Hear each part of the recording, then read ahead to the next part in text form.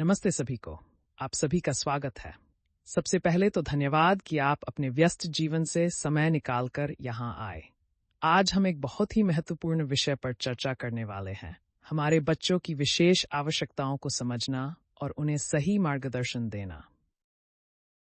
हर बच्चा अनूठा होता है और उनकी अपनी अपनी जरूरतें होती हैं। कई बार कुछ बच्चों को आगे बढ़ने के लिए थोड़ी अतिरिक्त सहायता की आवश्यकता होती है और ये बिल्कुल सामान्य बात है। हमारा कर्तव्य है कि हम समय पर उनकी जरूरतों को पहचानें और सही विशेषज्ञों की मदद लें। हर बच्चा अपने तरीके से विकसित होता है, लेकिन कभी कभी कुछ बच्चों को सीखने, समझने या सामाजिक व्यवहार में कठिनाइयां हो सकती हैं। ये समस्याएं छोटी हो सकती हैं या कभी कभी दीर्घकालिक भी हो सकती हैं। इनमें शामिल हो सकते हैं बोलने या संवाद करने में देरी, ध्यान केंद्रित करने में कठिनाई, व्यवहार में बदलाव या अत्यधिक चिड़चिड़ापन। सामाजिक संपर्क में कठिनाई, जैसे आंखों से संपर्क न करना या दोस्त बनाने में परेशानी। पढ़ाई में निरंतर संघर्ष, जैसे पढ़ना या लिखना मुश्किल होना। तेज आवाजें, रोशनी या कुछ वस्तुओं से असामान्य प्रतिक्रिया। इन संकेतों का मतलब ये नहीं कि बच्चा असामान्य है, बल्कि इसका मतलब है कि उसे विशेष सहायता की आवश्यकता हो सकती है। समय रखते सहायता मिलने से बच्चे के जीवन में बहुत बड़ा अंतर आ सकता है।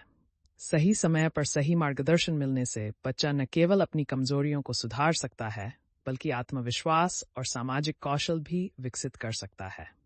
जितनी जल्दी आप सहायता लेंगे, परिणाम उतने ही बेहतर होंगे। हमारे आसपास कई ऐसे पेशेवर होते हैं जो बच्चों की विशेष जरूरतों को समझते हैं और उनकी सहायता करने में माहिर होते हैं। ये विशेषज्ञ अलग अलग क्षेत्रों में सहायता प्रदान करते हैं, जैसे स्पीच थेरेपिस्ट, बोलचाल और भाषा से संबंधित समस्याओं में मदद करते हैं।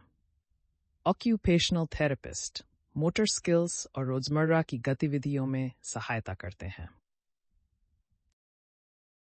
स्पेशल एजुकेटर बच्चों की पढ़ाई को उनके अनुकूल बनाते हैं। चाइल्ड साइकोलॉजिस्ट व्यवहार और भावनात्मक कठिनाइयों को समझते और हल करते हैं। बच्चों की शारीरिक गति और संतुलन में स्थायित्व लाने में सहायता करते हैं। अक्सर माता पिता इस सोच में पड़ जाते हैं कि लोग क्या कहेंगे या क्या मेरा बच्चा कमजोर है। लेकिन सच तो यह है कि मदद मांगना कमजोरी नहीं, बल्कि माता पिता के तौर पर आपकी समझदारी और प्रेम का प्रतीक है।